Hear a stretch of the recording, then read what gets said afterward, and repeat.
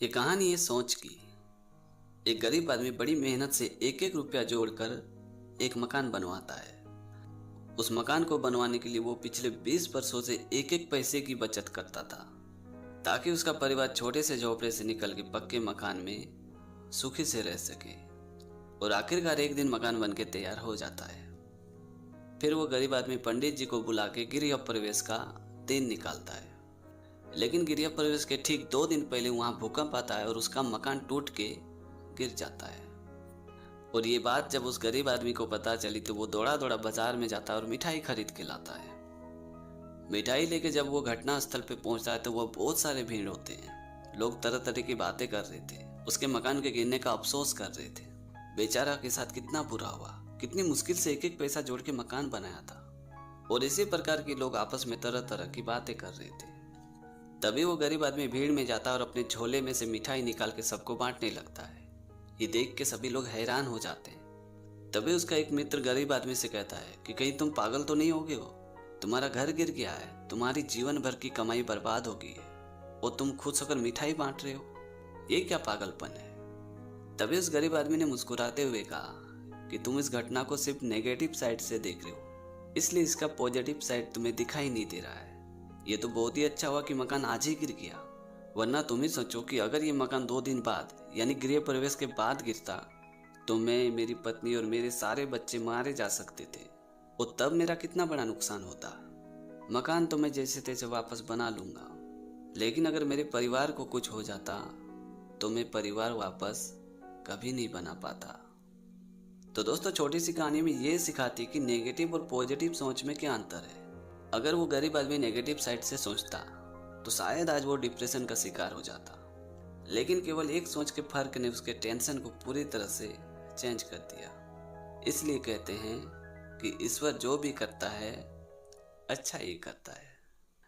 ये कहानी है मन की।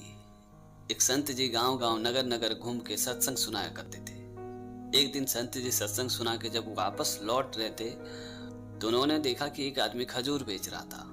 उस खजूर को देख के संत जी के मन में लालच आ गई, तो संत जी ने अपने मन को किसी तरह समझाया और वहां से चले गए। जब संत जी अपनी कुटिया में आए, रात को सोए तो वो रात भर सो नहीं सके। उनके मन में बार बार उस खजूर को खाने की इच्छा हो रही थी। और अगले दिन संत जी लाचार होकर जंगल में गए और खूब सारी लकड़ियां इकट्ठा किए और जितना बड़ा गठरी हो सके उन्होंने बांधी और अपने कंधे में लाद के वहां से बाजार की ओर जाने लगे। संत जी उस गठरी को ले नहीं जा पा रहे थे, लेकिन वो अपने मन को बार बार कह रहा था कि अगर तुम्हें खजूर खानी है तो इस गठरी को ले ही जाना पड़ेगा। और ये बोल बोल के संत जी ने उस गठरी को बाजार तक ले आए।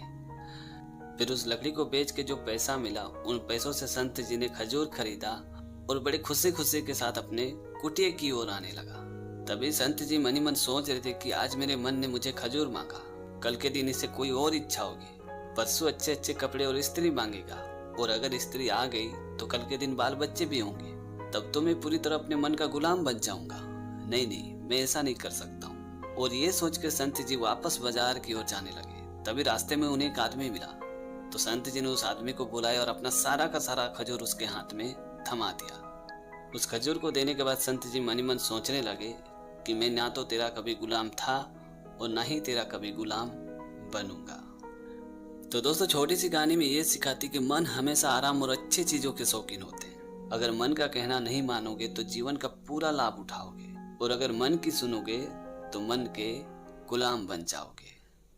तो दोस्तों, आज की कहानी आपको कैसी लगी कमेंट करके जरूर बताना। और अगर आपने हमारे चैनल को अभी तक सब्सक्राइब नहीं किया तो प्लीज यार चैनल को सब्सक्राइब कर देना, क्योंकि इस तरह का कंटेंट मैं हमेशा अपने चैनल पे लाते रहता हूँ। तो आज के लिए इतना ही, मिलते हैं अगली वीडियो में एक नई टॉपिक के साथ, एक नई कहानी के साथ। तब तक के लिए जय हिंद, वंदे मातरम।